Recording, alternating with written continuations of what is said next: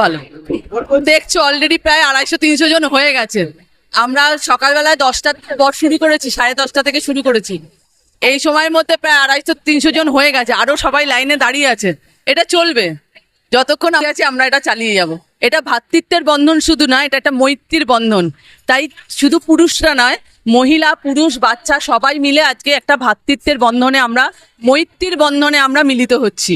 তাই দেশ আরো ভালো থাকুক, আমরা আরো ভালো থাকি, সবার কাছে এই সবাই যেন সুস্থ থাকে এই কামনা করি।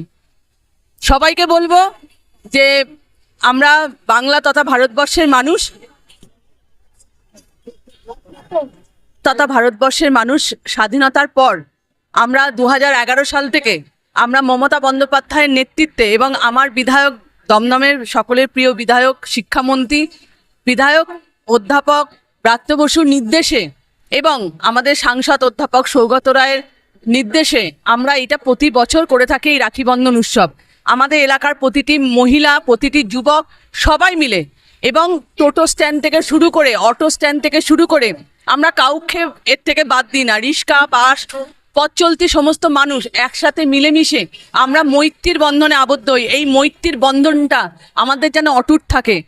বিশ্বকবি রবীন্দ্রনাথ ঠাকুর এই মৈত্রীর বন্ধনের জন্য পথে নেমেছিলেন যখন 1905 সালে বঙ্গভঙ্গ আন্দোলন হয়েছিল, এবং তিনি এই গানটা লিখেছিলেন রবীন্দ্রনাথ ঠাকুর, বাংলার মাটি, বাংলার জল, বাংলার বায়ু, বাংলার ফল, পূর্ণ হোক, পূর্ণ হোক, পূর্ণ হোক হে ভগবান। তাই ভগবানের কাছে প্রার্থনা করি আমাদের এই বাংলা ভালো থাক, আমরা যেন সবাই ভালো থাকতে পারি, আমার এই ভারতবর্ষ ভালো থাক। বিশ্বের দরবারে ইতিমধ্যে আমার বিশ্বকবির নাম যেমন চলে গেছে, আমাদের অমর্ত্য সেনের নাম চলে গেছে, আমাদের বিনায়ক অভিষেক বন্দ্যোপাধ্যায়ের নাম গেছে, তেমন আমার কন্যাশ্রী প্রকল্পের জন্য আমার বিশ্বের দরবারে নাম গেছে। তাই আমার নেত্রী মহিলাদের যেভাবে নিরাপত্তা দেয়, সেখানে আমরা বাংলায় অনেক ভালো আছি, আমরা যেন সবাই ভালোই থাকতে পারি।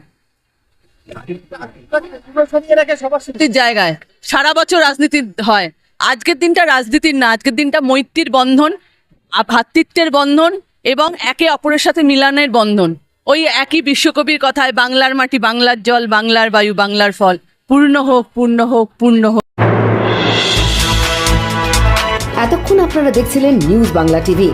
সঙ্গে থাকুন, দেখতে থাকুন নিউজ বাংলা টিভি।